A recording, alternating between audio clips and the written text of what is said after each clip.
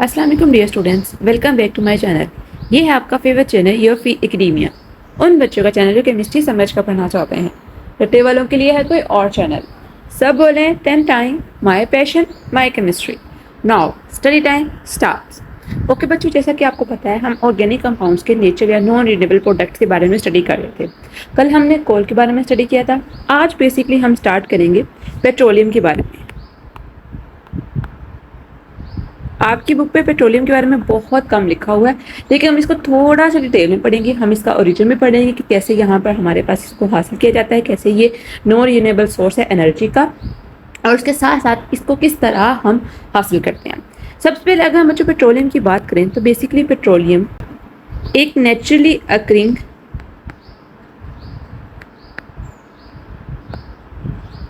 Mixture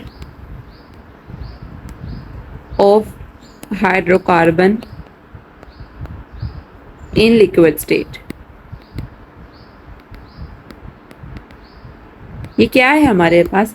एक naturally occurring mixture है किस चीज़ का? हाइड्रोकार्बन का लिक्विड स्टेट के अंदर। आपको पता है, आपने पेट्रोलियम प्रोडक्ट्स देखी होंगी, वो विस्कस लिक्विड हुई होता है। ठीक है, अब विस्कस लिक्विड क्या होता है?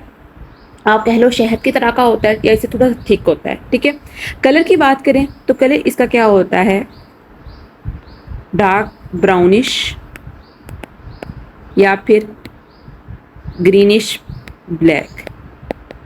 इसका कलर, इसका टेक्सचर, इसकी डेंसिटी, ये सब चीज़ें डिपेंड करती हैं डिफरेंट फैक्टर्स के ऊपर। डिपेंड करता है कि कितने ज़मीन के अंदर था। ठीक है, डिपेंड करता है कि इसकी ग्रेविटी कितनी है, डिपेंड करता है कि हमारे पास प्रोडक्ट हमने किस तरह की हासिल करनी है।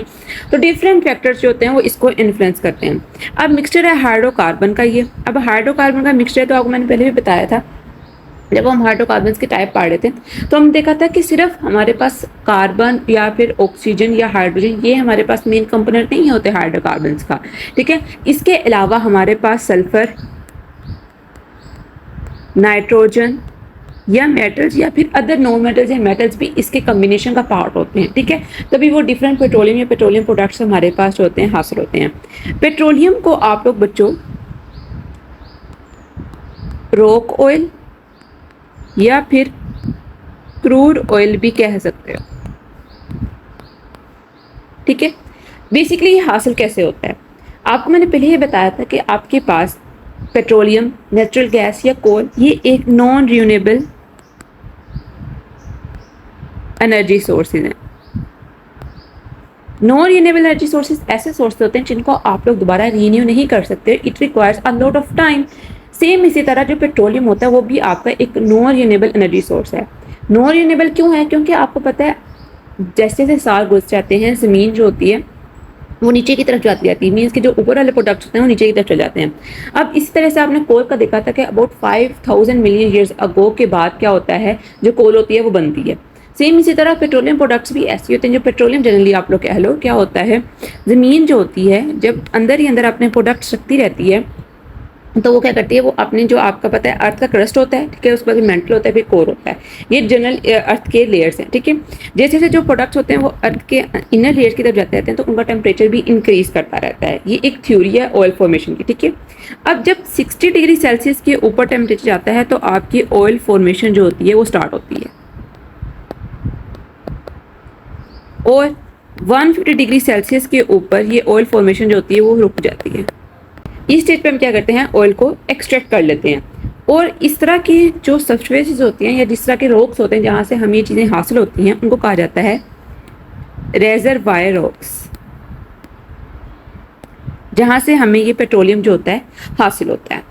अब जो आपके पास यहाँ से पेट्रोलियम हासिल होता है इसको आप लोग ड्रिलिंग के थ्रू हासिल कर सकते हो। ठीक है, अब यहाँ से जो आपके पास पेट्रोलियम आ गया, आपको पता है कि इतने इसके अंदर इम्प्योरिटीज भी प्रेजेंट होंगे, डिफरेंट तरह के कंपाउंड भी प्रेजेंट होंगे। ठीक है, हाइड्रोकार्बन होगा, कंपोनेंट्स होंगे, पैराफिन्स होंगे, ओलेफिन्स होंगे, एरोमेटिक्स होंगे, डिफरेंट टाइप ऑफ कंपोनेंट्स होंगे वो पेट्रोलियम के अंदर प्रेजेंट होंगे। अब हमने करना है कि इसको पेट्रोलियम को हमने रॉ फॉर्म के अंदर जो है उसको अच्छे तरीके से अपने पास रखना है। तो इसके लिए पेट्रोलियम रिफाइनिंग का प्रोसेस जो होता है वो किया जाता है, और ऐसी इंडस्ट्री को या ऐसी यूनिट को कहा जाता है रिफाइनिंग यूनिट। रिफाइनिंग का मतलब क्या होता है, किसी चीज़ को अच्छा कर देना, खालिस कर देना।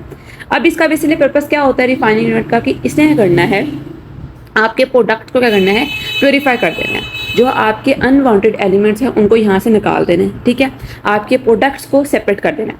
अब इसके डिफरेंट प्रोसेस होते हैं, ठीक है, और बेसिकली ये डन होता है बाय डिस्टिलेशन।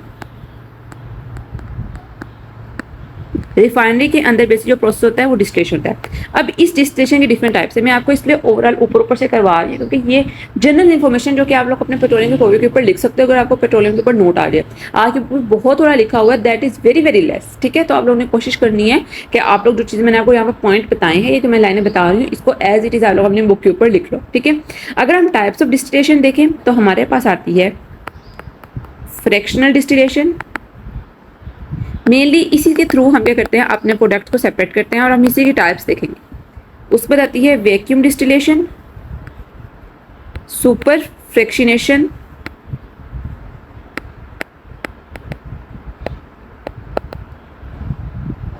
Thermal cracking. ये आप लोग हायर स्टडीज में जाके पढ़ोगे कि क्या होता है थर्मल क्रैकिंग और कैटालिटिक क्रैकिंग,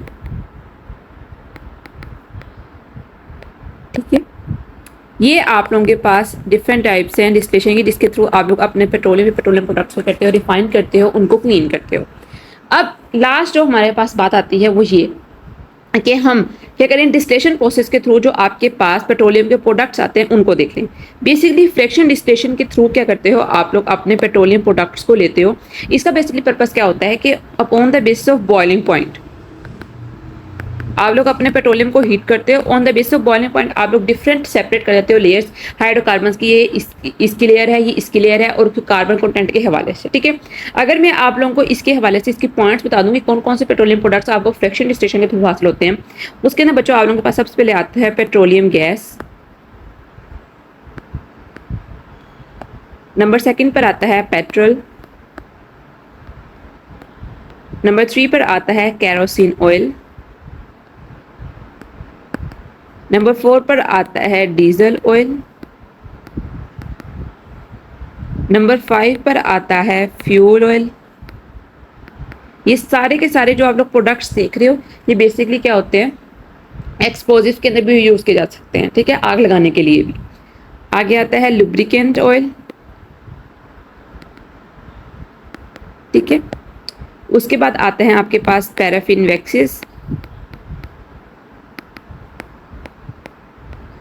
देन आता है आपके पास एसफाल्ट, ठीक है। ये बेसिकली रोड के लिए यूज़ किया जाता है जो एसफाल्ट होता है।